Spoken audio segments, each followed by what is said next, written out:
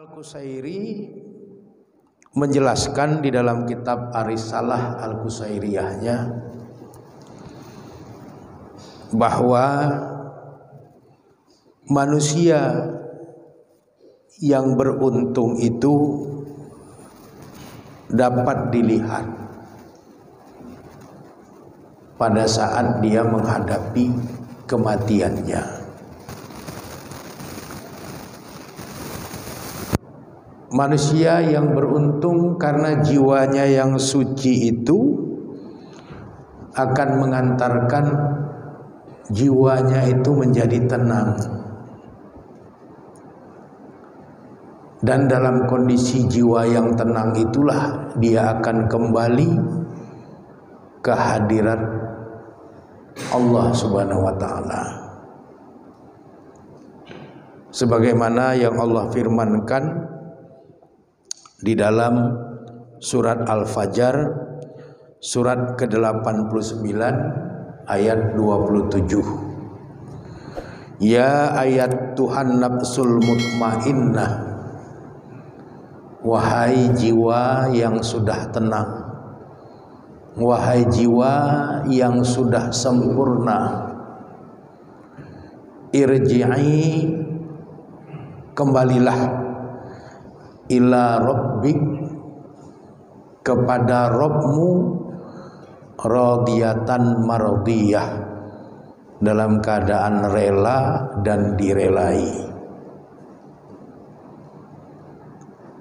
Jadi jiwa yang suci akan melahirkan jiwa yang tenang. Jiwa yang tenang akan sangat bergembira memenuhi panggilan untuk menghadap Allah Subhanahu wa taala. Dan malaikat Israel tidak repot-repot memanggil pulang nafsun, ruh yang masih bersemayam di dalam jasad orang yang suci jiwanya. Cukup hanya dipanggil, ya ayat Tuhan nafsul mutmainnah, wahai jiwa yang tenang, wahai jiwa yang telah sempurna, irji'i ila rabbiki radiyatan mardiyah, pulanglah kepada Rabbmu dengan rela dan direlai. Maka nafsul mutmainnah, jiwa yang sudah tenang itu akan pulang dengan penuh sukarela. Tapi kalau kesucian jiwa itu hilang, maka ketenangan jiwa juga hilang. Kalau kesucian hati atau keselamatan hati hilang, maka tidak ada kesucian jiwa. Lalu apa yang terjadi pada manusia dalam kondisi yang seperti itu? Manusia itu akan terus berputar-putar seperti siklus sebuah lingkaran, bergerak dari nafsul amarah bisu kepada nafsul lawamah dan tidak pernah mendaki sampai kepada nafsul mutmainnah. Jadi kalau jiwa itu tidak suci, tidak ada ketenangan. Kalau hati itu tidak bersih, hati itu tidak selamat, tidak ada kesucian jiwa. Kalau semua itu tidak ada, maka yang ada jiwa manusia itu hanya berputar-putar dari nafsu amarah bisu, nafsu amarah yang menyuruh berbuat keburukan, berpindah kepada nafsu lawamah, nafsu yang menyesali diri sendiri, Begitu terus-menerus berputar-putar, tidak ada jalan keluarnya. Marah, berbuat yang buruk, menyesal. Sebentar menyesal, marah lagi, buat yang buruk, menyesal lagi. Selesai menyesal, marah lagi, buat yang buruk, menyesal lagi. Begitu terus berputar-putar. Tetapi kalau hati seorang hamba itu bersih, selamat, suci jiwanya, tenang jiwanya, polanya tidak pola berputar, tidak pola siklus, tapi pola mi'raj, pola mendaki. Dari nafsul ammarah bisu mendaki ke nafsul lawamah, dari nafsul lawamah mendaki ke nafsul mutmainnah. Sempurnalah dia. Tapi modal dasarnya qalbun salim, hati yang selamat, hati yang bersih, baru bisa mendapatkan jiwa yang suci. Setelah jiwa itu suci, maka barulah sampai kepada jiwa yang tenang, jiwa yang sudah sempurna.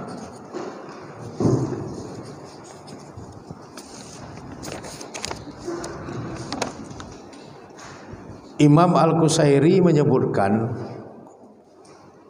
ada beberapa hal yang harus diperhatikan untuk menjaga hati yang selamat atau hati yang bersih, sehingga kesucian jiwa dan ketenangan jiwa itu bisa stabil ada pada seorang hamba. Yang pertama, kata Imam Al-Qusairi, dia harus menjauhkan diri dari semua hal yang diharamkan secara agama.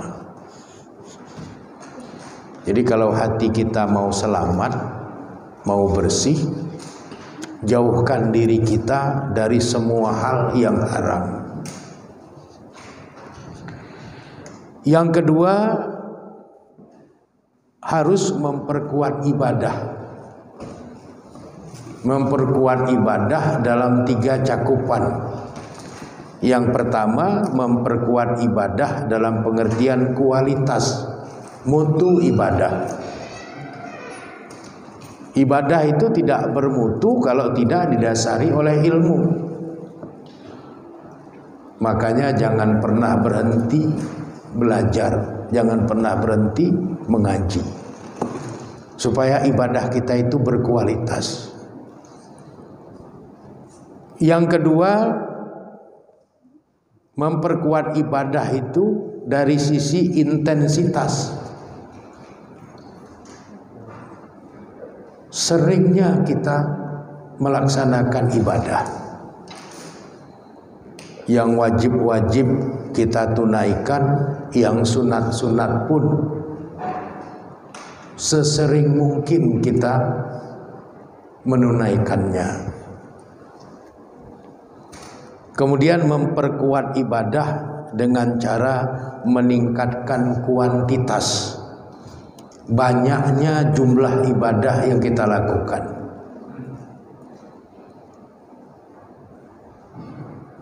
Sholat sunat, kalau sholat wajib sudah pasti, sholat sunat kita kerjakan. Puasa sunat kita kerjakan, puasa wajib sudah pasti.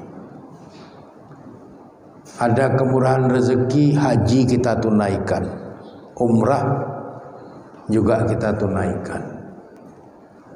Zakat yang wajib kita keluarkan, sedekah dan infak tidak pernah berhenti. Itu kuantitas dalam rangka memperkuat ibadah kita kepada Allah.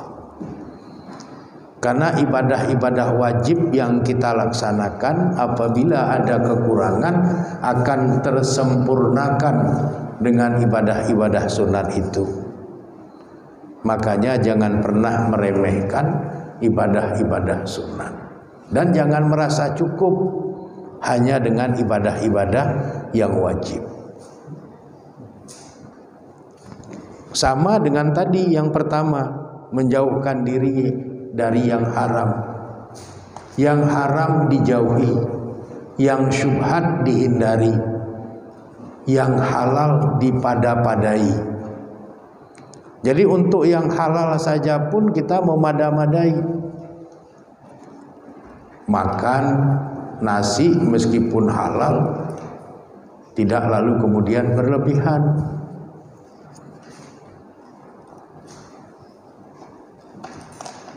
Jadi yang haram dijauhi, yang syubhat dihindari, yang halal dipada-padai.